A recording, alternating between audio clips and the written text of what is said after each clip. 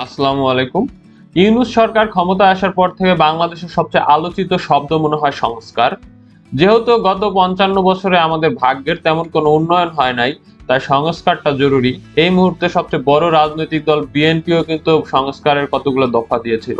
এই সংস্কার নিয়ে অনেক আলাপ আলোচনা হচ্ছে, অনেক খাওয়া দাওয়া হচ্ছে, অনেকগুলো সংস্কারের ব্যাপারে কথাও তোলা হয়েছে এবং সংস্কারগুলোর কাজ অনেক এগিয়ে গেছে। তো সাধারণ জনগণ হিসেবে আমরা এতে খুশি। বাট এইখানে একটা ঝুঁকির ব্যাপারও আছে, সেটা হলো সংসদে যদি ২০০ সিট পাওয়া যায় তাহলে সকল সংস্কার, সকল সংবিধান হাতের তুড়িতে উড়িয়ে দেওয়া যায়। ২০০৮ সালের ইলেকশনে আওয়ামী লীগ মোট ৪৮% ভোট পাইছে, অর্থাৎ ৫২% লোক তাদেরকে ক্ষমতায় চায় নাই।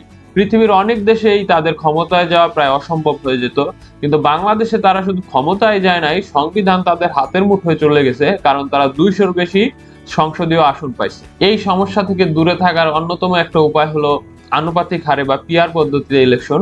কিন্তু মূল যে সংসদীয় কক্ষ বা নিম্ন কক্ষ যেটা, সেইখানে পিআর পদ্ধতিতে নির্বাচন দিলে সরকার দুর্বল হবে, এই ধরনের একটা আলাপ চলতেছে।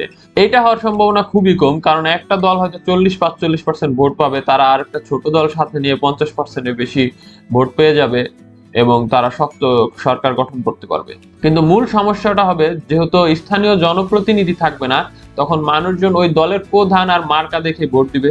তার ফলে হবে কি, ওই দলগুলোর আর ওই তৃণমূলের নেতাদের প্রয়োজন পড়বে না, তারা তাদের ফ্যামিলি মেম্বার বা পছন্দের লোকদেরকে এমপি বানিয়ে দিতে পারবে। সো এটা দেশের নেতৃত্ব বিকাশের জন্য বাধা হয়ে দাঁড়াবে মূলত।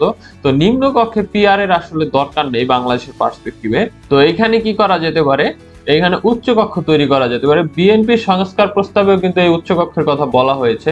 উচ্চকক্ষ হলো নিম্নকক্ষের গার্জিয়ানের মতো।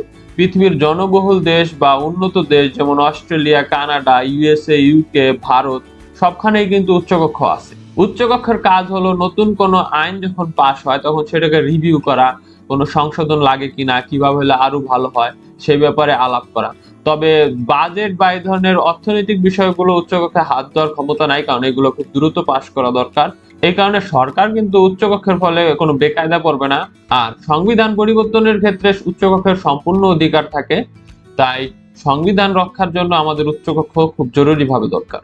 এখন উচ্চকক্ষ কিভাবে গঠিত হবে তাই নিয়ে দুইটা আলাপ আছে। একটা হলো যে ভোটের পার্সেন্টেজ অনুসারে, অর্থাৎ আনুপাতিক হারে, আর একটা হলো যারা নিম্নকক্ষে যে কয়টা আসন পাইছে ওই হারে। এখন নিম্নকক্ষে ধরেন একটা দল ৩০০-র ভিতরে ১৮০ আসন পাইছে, অর্থাৎ ৬০% পাইছে।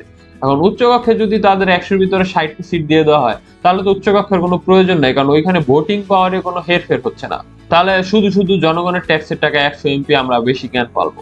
তো এইখানে সবচেয়ে ভালো সলিউশন হলো উচ্চকক্ষে পিআর পদ্ধতিতে ১০০ এমপি সিলেক্ট করা। ধরেন একটা দল ৪৫% ভোট পাইলো, ১৮০ সিট পাইলো, তো তারা নিম্নকক্ষে ৩০০-র মধ্যে ১৮০ সিটে যাবে আর উচ্চকক্ষে ১০০-র ভিতরে ৪৫ সিটে যাবে। সরকার পরিচালনা এতে বাধা হবে না, কারণ নতুন আইন প্রণয়নের ক্ষেত্রে উচ্চকক্ষের ক্ষমতা খুবই কম থাকে। তবে উচ্চকক্ষ হলে যেটা সবচেয়ে বড় সুবিধা হবে সেটা হলো সংবিধানটা সুরক্ষিত থাকবে, যে কেউ চাইলে সহজে সংবিধানে হাত দিতে পারবে না। যদি ভবিষ্যতে পার্সপেক্টিভ চেঞ্জ হয় তাহলে অনেকগুলো দল মিলায়া সংবিধানটা চেঞ্জ করতে হবে। এটা দেশের সাধারণ মানুষের জন্য একটা খুবই ভালো দিক হবে। আর যদি উচ্চকক্ষ তৈরি না করা হয় এবং পিআর এর ভিত্তিতে তৈরি না করা হয় তাহলে এই সকল সংস্কার অর্থহীন হয়ে যাবে। তখন এরকম একটা ব্যাপার হবে যে ধরেন আপনি আপনার সমস্ত মূল্যবান জিনিস একটা সিন্দুকের ভিতরে রাখলেন, কিন্তু সিন্দুকটা তালাই দিলেন। বাংলাদেশের প্রধানমন্ত্রী মেয়াদ ১০ বছর করা হয়েছে, ১০ বছরের বেশি হবে না।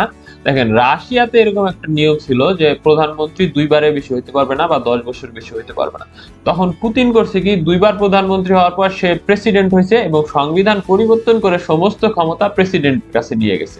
এখন যেহেতু প্রেসিডেন্টের কোনো মেয়াদকাল নাই, তাই সে তার আজীবনের জন্য সর্বময় ক্ষমতার অধিকারী হয়ে গেছে। তো এই ধরনের সমস্যা সমাধান করতে হলে আমাদের অবশ্যই উচ্চকক্ষ লাগবে এবং উচ্চকক্ষে পিআর পদ্ধতি লাগবে। কারণ সাধারণ জনগণ হিসেবে এবং সচেতন নাগরিক হিসেবে আমার দায়িত্ব হলো কোন দল উচ্চকক্ষ নিয়ে কথা বলছে, কোন দল উচ্চকক্ষে পিআর চাইছে না, এই ব্যাপারে খুবই সতর্ক থাকা এবং তাদেরকে চিনে রাখা।